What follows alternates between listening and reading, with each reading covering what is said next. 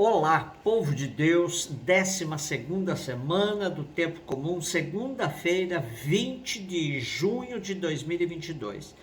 A nossa reflexão de hoje é a partir do segundo livro dos Reis, capítulo 17, de 5 a 8, de 13 a 15a e 18, e Mateus 7, de 1 a 5. Naqueles dias, Salmanasar, rei da Assíria, invadiu todo o país e, chegando a Samaria, sitiou-a durante 3 anos. No 9º ano de Oséias, o rei da Assíria tomou Samaria e deportou os habitantes de Israel para a Síria, estabelecendo-os em Ala e nas margens do Abor, rio de Gozã, e nas cidades da Média.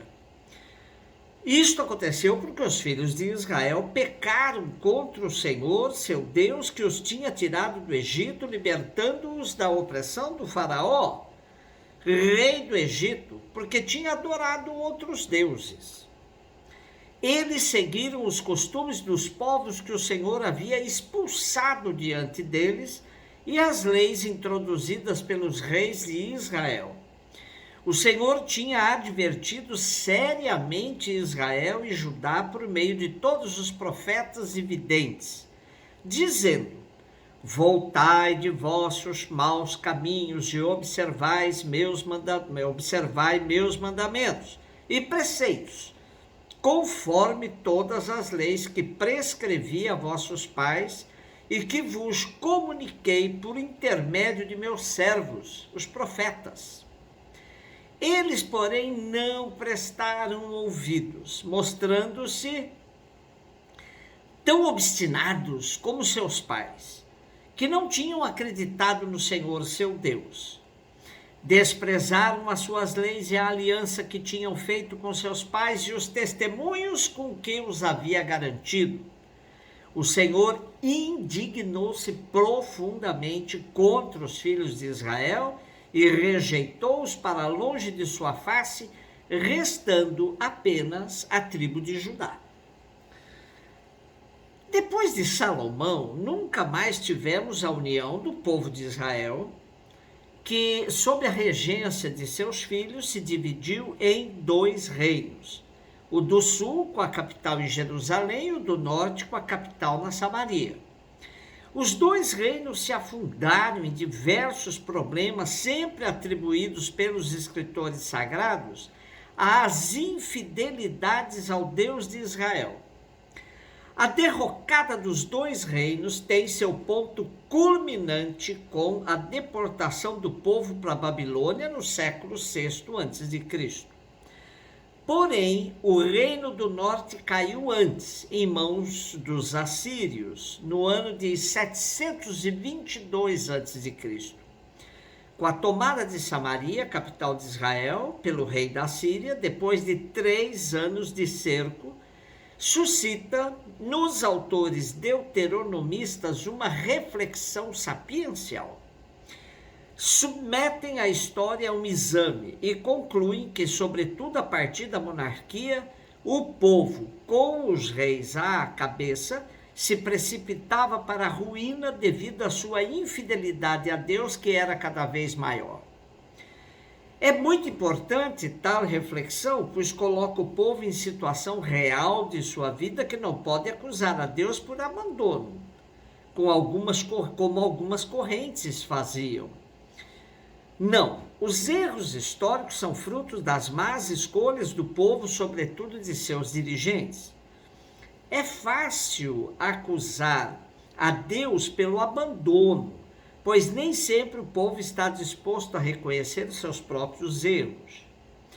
Os autores deuteronomistas propõem uma leitura da história à luz das infidelidades que eles cometeram, não seguindo os compromissos assumidos com Deus no pacto da aliança. Os reis prevaricaram e arrastaram boas parcelas do povo nos mesmos erros cometidos. Interessante que a Bíblia nos mostra que os sinais mais evidentes desta infidelidade estão no abandono dos compromissos com os órfãos, as viúvas e os estrangeiros, isto é, com os mais pobres. À luz deste texto, cabe a nós perguntarmos-nos se somos capazes, frente às calamidades que vivemos, de assumirmos a parcela de responsabilidade nossa que está aí embutida. Somos responsáveis por nossas más escolhas na vida. Mateus 7, de 1 a 5. Disse Jesus aos seus discípulos: não julgueis e não sereis julgados, pois vós sereis julgados com o mesmo julgamento com que julgares, e sereis medidos com a mesma medida que medirdes. Por que observas o cisco no olho do teu irmão e não prestas atenção à trave que está no teu próprio olho? Ou como podes dizer ao teu irmão: deixa-me tirar o cisco do teu olho, quando tu mesmo tens uma trave no teu? Hipócrita, tira primeiro a trave do teu próprio olho e então enxergarás bem para tirar o cisco do olho do teu irmão. Começamos hoje o terceiro e último capítulo do discurso de Jesus em Mateus, o famoso Sermão da Montanha. Jesus é transparente, é cristalino em seu ensinamento. Frente aos fáceis julgamentos que a prática dos fariseus apresentava, devido ao mau cumprimento da lei, Jesus alerta que essa rapidez em julgar os outros pode incorrer no esquecimento de uma avaliação correta da própria vida. Daí vem a máxima: Deus nos julga com a mesma medida que usamos para os outros. É claro que acreditamos que a misericórdia do Pai é infinitamente maior que a nossa, mas essa sentença de Jesus é pedagógica, pois nos leva a tomar mais cuidado com nossos julgamentos. Jesus nos alerta que o rigor dos nossos julgamentos sobre o próximo deixa claro que desconhecemos a nossa própria fragilidade e nossa condição de pecadores diante de Deus. A diferença entre um cisco e uma trave é enorme, pois assim podemos perceber a diferença das medidas que usamos nos julgamentos. Saber discernir com exatidão as questões a serem julgadas é dom que recebemos se vivemos abertos à ação do Espírito. Devemos pedir constantemente tal dom em nossas orações. Se virmos bem, Jesus não nos proíbe julgar e medir os outros, mas ensina-nos como fazê-lo. A medida do juízo divino será igual a que usarmos nos nossos julgamentos humanos.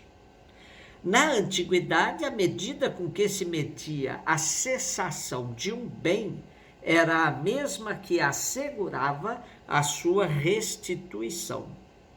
Os rabinos, por sua vez, ensinavam que Deus se servia de um duplo critério de juízo: a justiça e a bondade. O convite a não julgar forma como que uma espécie de refrão no Novo Testamento. O próprio Cristo se apresenta como aquele que não vem julgar o mundo, mas vem salvá-lo.